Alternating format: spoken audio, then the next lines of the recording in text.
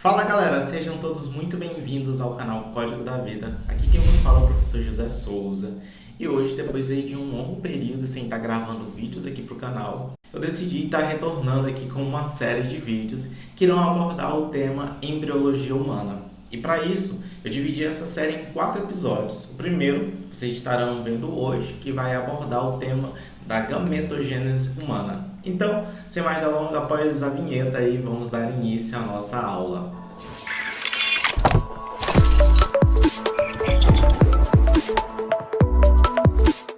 E antes de dar início aqui ao processo de gametogênese, pessoal, eu gostaria de relembrar com vocês dois processos de divisão celular que são muito importantes para entendermos o processo de gametogênese, que são os processos de divisão celular do tipo mitose e meiose. É super importante que já esteja na nossa cabeça a diferença exata de cada uma dessas duas divisões celulares. A mitose, por exemplo, ela é responsável principalmente por realizar regeneração celular, reparação de tecidos, multiplicação de células. No entanto, pessoal, a meiose ela já é um outro tipo de divisão celular totalmente diferente, onde o objetivo da meiose é formar células gaméticas, ou seja, são células reprodutivas.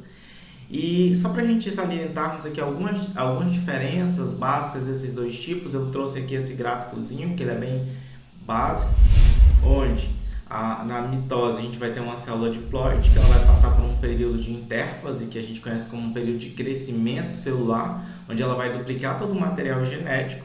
Logo em seguida, essa célula que já passou pela intérfase, ela vai então entrar nesse processo de divisão celular do tipo mitose, onde essa célula ela vai originar duas células filhas com o mesmo número de ploide. Já a meiose, ela vai se diferenciar porque a partir de uma célula diploide, ela vai também passar pelo período de intérfase, né? Então, para ambas as divisões celulares, para que essa célula ela consiga se dividir, ela primeiro precisa passar por esse período de intérfase, onde ela duplica todo esse material genético que tem dentro dela e todas as organelas.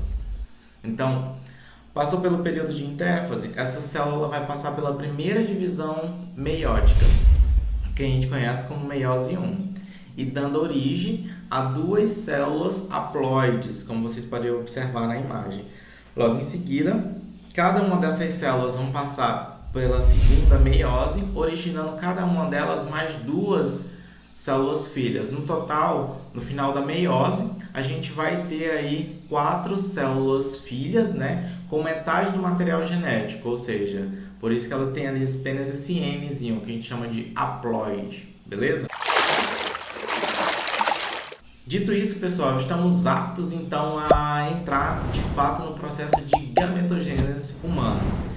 Para melhor exemplificarmos ou para melhor fluidez da aula, eu vou iniciar pela gametogênese masculina, que ela é um pouco mais simples, e logo em seguida eu vou estar abordando a gametogênese feminina, que daí ela já tem algumas peculiaridades.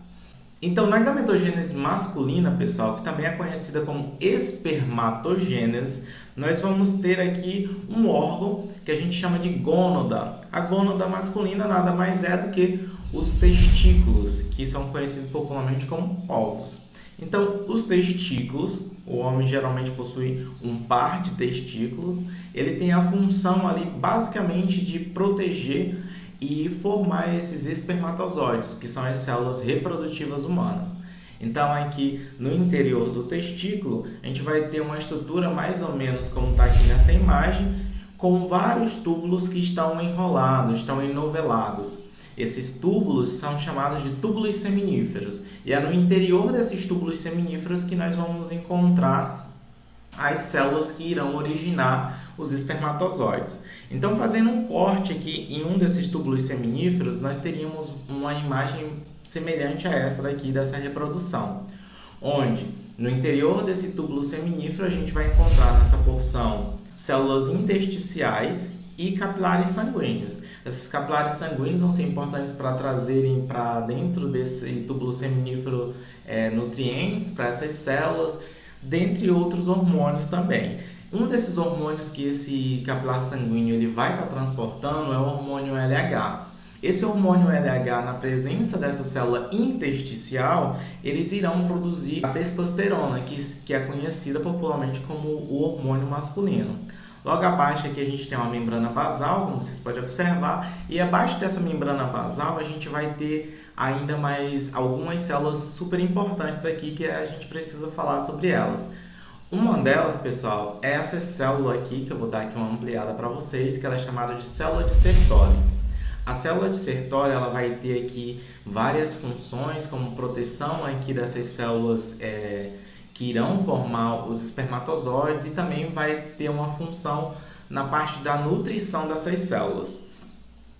Outras células que vocês estão observando, que elas têm esse formato mais globulares aqui, são células que são conhecidas como espermatogônias. Essas espermatogônias, elas vão no final aqui, algumas dessas espermatogônias irão originar, como vocês podem observar, os espermatozoides. Irão originar, não, elas vão se diferenciar em espermatozoides. E como que vai acontecer esse processo para a diferenciação dessas espermatogônias para espermatozoides? Aqui eu trouxe esse outro gráfico aqui para vocês observarem como que ocorre então essa espermatogênese ou essa gametogênese masculina, como vocês preferirem chamar. Então, tudo vai iniciar aqui com uma célula diploide, como eu havia falado para vocês. Essa célula diploide, ela vai se dividir por sucessivas mitoses para aumentar a quantidade de células espermatogônias dentro desse túbulo seminífero. Então, depois de sucessivas mitoses, pessoal, dois tipos de células espermatogônias vão ser originadas a partir dessas mitoses. São as células espermatogônias tipo A e as células espermatogônias tipo B. As células espermatogônias tipo A, elas são células tronco e vão ser responsáveis pela produção de novas células espermatogônias. Já as células espermatogônias tipo B, essas são células que irão, ao final da divisão celular, que é chamada de meiose, elas irão originar os espermatozoides. Então, como que essas espermatogônias tipo B originam esses espermatozoides? Primeiro elas precisam passar por um período que a gente conhece como intérfase, onde ela vai duplicar todo esse material genético que está encontrado ali dentro desse núcleo. Logo em seguida, essa célula que já passou por essa intérfase, ela pode então passar pela primeira meiose, originando 2 espermatócitos secundários. Eu esqueci de avisar para vocês, pessoal, mas depois que a espermatogônia ela passa pela intérfase, ela é chamada de espermatócito primário. Logo em seguida, quando ela passa pela primeira meiose, ela recebe um outro nome, que é espermatócito secundário. Esses espermatócitos secundários, por sua vez, irão passar pela segunda meiose. Na segunda meiose, eles irão produzir 2 novas células filhas, cada um deles, que são chamadas de espermátides. Essas espermátides, por sua vez, vão passar por um processo que é chamado de espermiogênese, para se diferenciar em espermatozoides, como vocês podem observar aqui nessa imagem.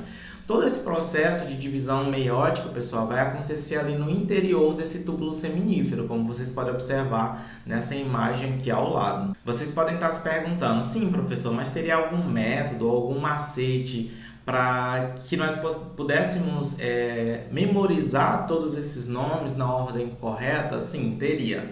E é bem simples, pessoal, vocês lembrarem cada um desses nomes na ordem exata. Só é vocês lembrarem. A parte de espermatogênese, ela é dividida em 5 etapas. Então, só vocês lembrarem de 5 nomes. O primeiro nome que eu preciso que vocês lembrem é gônia, cito 1, cito 2, TID e zoide. Mais uma vez, gônia, cito 1, cito 2, TID e zoide. Por que vocês precisam lembrar desses nomes, pessoal? Porque o início de cada uma dessas fases é basicamente o mesmo. A primeira delas é espermatogônia, passou pelo período de intérfase, vai ser chamado de espermatócito primário, passou pela primeira meiose, espermatócito secundário, passou pela segunda meiose, espermátide, passou pela espermiogênese, espermatozoide. Então, lembrando aqui do final, pessoal, vai ser bem simples para vocês lembrarem cada uma das fases. E agora que vocês aprenderam tudo sobre gametogênese masculina, vamos agora para a parte de gametogênese feminina. Mas antes disso, se você ainda não é inscrito no canal, vou te pedir aqui que você se inscreva no canal, ative o sininho, curta se você está gostando da aula e compartilhe também, para que outras pessoas elas possam ter acesso a esse tipo de conteúdo. E agora vamos para a segunda parte, que é a gametogênese feminina. E a gametogênese feminina, pessoal, ela também pode ser chamada de oogênese, ou ainda vocês podem ver em alguns livros os autores se referindo a esse processo como sendo ovogênese. De qualquer forma, tanto a gametogênese feminina quanto a gametogênese masculina, elas vão precisar de um órgão, que a gente chama esse órgão de gônada para a formação desses gametas. No caso das mulheres, a gônada feminina são os ovários. Assim como nos homens, as mulheres também possuem um par desse ovário. Um ovário é situado no lado direito e o outro no lado esquerdo, como vocês podem observar na imagem. Esse ovário, na parte interna, a gente vai ter ali principalmente células que estão revestidas por uma membrana que ela é chamada de folículo. Essa célula ali que está ali dentro desses folículos são chamadas de oócitos. Mas como que ocorre a formação desses oócitos, professor? Então, assim como na gametogênese masculina, eu trouxe aqui também para vocês um esquema para exemplificar melhor esse processo de oogênese.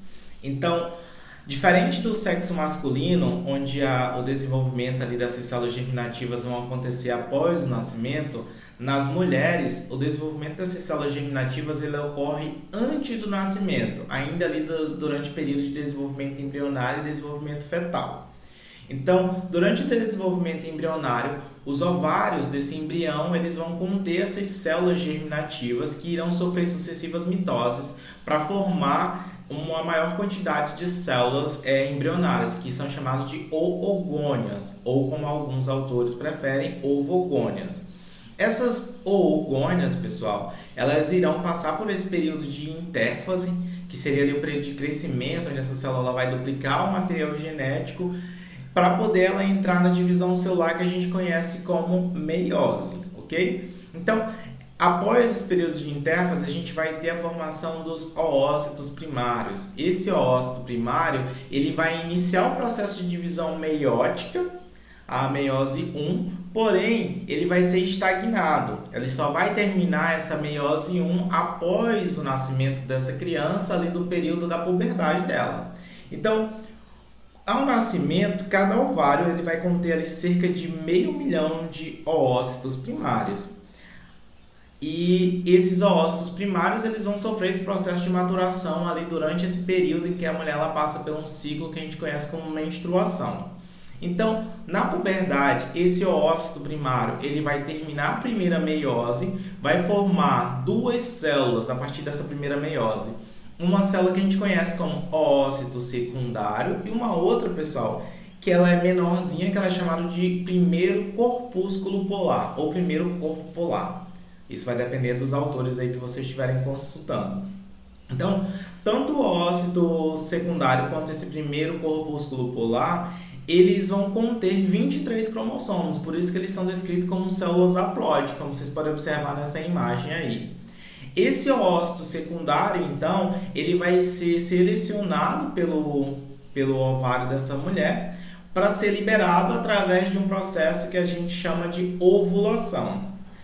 Quando essa mulher ela passa por esse processo de ovulação, duas coisas podem acontecer. Pode acontecer desse oócito secundário que iniciou a segunda meiose, porém ele não termina, ele só inicia a segunda meiose, ele possa ser fecundado por um espermatozoide, assim ele vai conseguir completar a segunda meiose e formar um segundo corpúsculo polar. Ou essa mulher ela vai passar por esse processo de ovulação, esse oócito secundário não irá completar a segunda meiose e irá se degenerar. Nesse caso, se esse oócito secundário ele não for fecundado e ele sofrer essa degeneração, a mulher ela vai passar por um período que a gente chama de menstruação, que é ali aquele período em que ela tem todo aquele sangramento, né? Que a gente vai abordar em outras aulas ainda aqui nessa série de vídeos. Então é isso, pessoal. Eu espero que vocês tenham gostado dessa primeira aula, que a gente abordou aqui o processo de gametogênese masculina, gametogênese feminina. Eu espero que vocês tenham anotado os principais pontos aí de diferença entre ambos os tipos de gametogênese. Se vocês curtiram o vídeo, mais uma vez eu vou pedir que vocês curtam aqui embaixo, se inscrevam e também compartilhem aí para que outras pessoas elas possam ter acesso a esse tipo de conteúdo. Até mais, pessoal!